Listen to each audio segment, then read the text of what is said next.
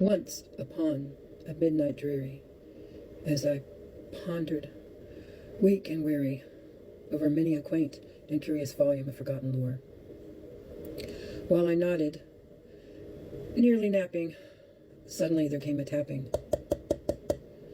of someone gently rapping at my chamber door. "'Tis a visitor," I muttered, tapping at my chamber door, only this and nothing more. Distinctly I remember, it was in the bleak December, and each separate dying ember wrought its ghost upon the floor. Eagerly I wished for the morrow. Vainly I had sought to borrow from my books surcease of sorrow, sorrow for the lost Lenore, for the rare and radiant maiden whom the angels named Lenore, nameless here forevermore.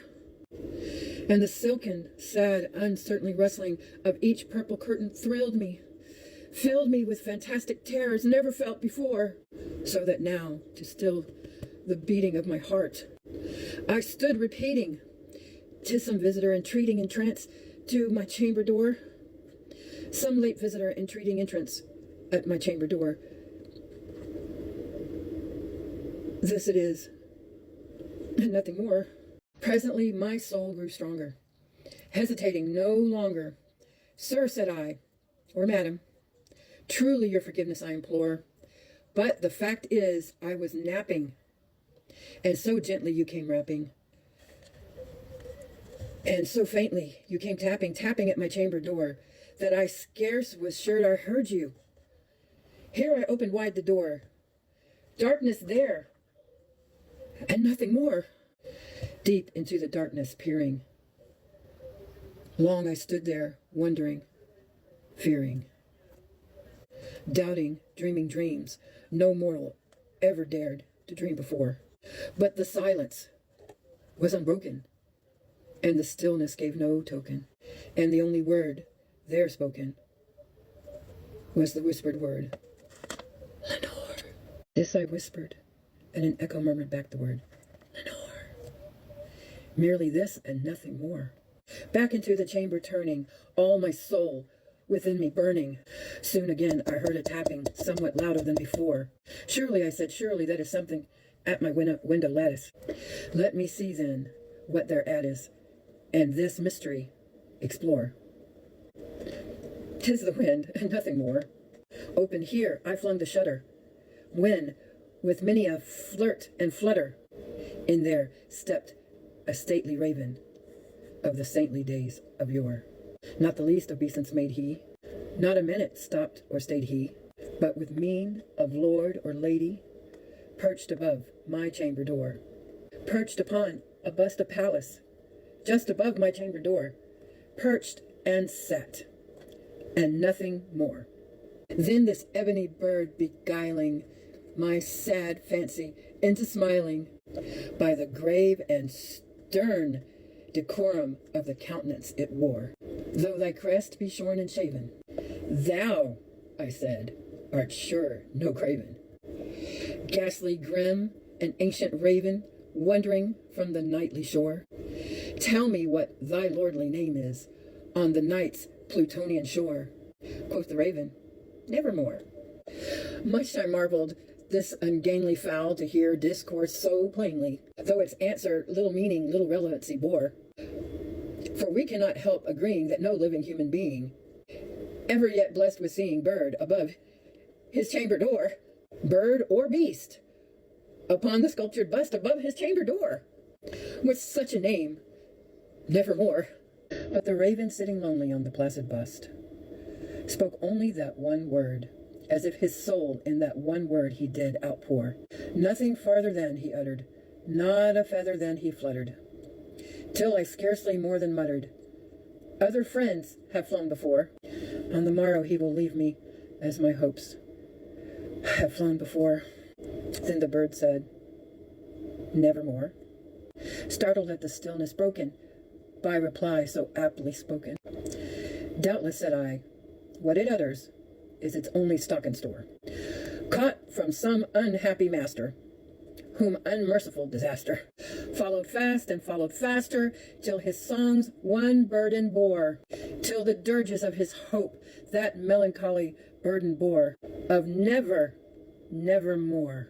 But the raven, sitting lonely on the placid bust, spoke only that one word, as if his soul in that one word he did outpour. Nothing farther than he uttered, not a feather than he fluttered, till I scarcely more than muttered, other friends have flown before. On the morrow he will leave me, as my hopes have flown before. Then the bird said, nevermore, startled at the stillness broken by reply so aptly spoken. Doubtless, said I, what it utters is its only stock and store, caught from some unhappy master, whom unmerciful disaster followed fast and followed faster, till his songs one burden bore, till the dirges of his hope that melancholy burden bore, of never, never more. But the raven still beguiling all my fancy into smiling, straight I wheeled a cushioned seat in front of the bird, and bust and door. Then upon the velvet sinking, I betook myself to linking fancy unto fancy, thinking what this ominous bird of yore, what this grim, ungainly, ghastly gaunt, an ominous bird of yore meant in croaking, nevermore. This I sat engaged in guessing, but no syllable expressing to the fowl whose fiery eyes now burned into my bosom's core. This and more I sat divining, with my head at ease reclining on the cushion's velvet lining that the lamplight glowed o'er. But whose velvet, violet lining with the lamplight glowed o'er, she shall press nevermore. Then methought the air grew denser, perfumed from an unseen censer, swung by seraphim whose footfalls tinkled on the tufted floor. Wretch, I cried, thy God hath sent thee. By these angels he hath lent thee respite, respite and nepenthe from thy memories of Lenore. Quaff, oh quaff, this kind nepenthe, and forget this lost Lenore. Quoth the raven, nevermore. Prophet, I said, thing of evil, prophet still, if bird or devil, whether tempest sent or tempest tossed, thee here ashore, desolate yet undaunted, on this desert land enchanted, on this home by horror haunted, tell me truly, I implore, is there balm of Gilead? Tell me, I implore. Quoth the raven, nevermore. Prophet, I said, thing of evil, prophet still, if bird or devil, by that heaven that bends above us, by that God we both adore, tell this soul with sorrow laden, if within the distant age it shall clasp a sainted maiden, whom the angels name Lenore, clasp a rare and radiant maiden, whom the angels name Lenore. Quoth the raven, nevermore. Be that word our sign of parting, bird or fiend, I shrieked upstarting, get thee back into the tempest and the night's Plutonian shore. Leave no black plume as a token of that lie thy soul hath spoken. Leave my loneliness unbroken. Quit the bust above my door. Take thy beak from out my heart, and take thy form from off my door. Quoth the raven, nevermore. And the raven, never flitting, still is sitting.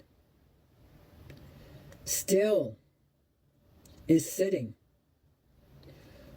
on the pallid bust of Pallas, just above my chamber door. And his eyes have all the seeming of a demon's that is dreaming. And the lamplight o'er him streaming throws his shadow on the floor. And my soul, from out that shadow that lies floating on the floor, shall be lifted nevermore.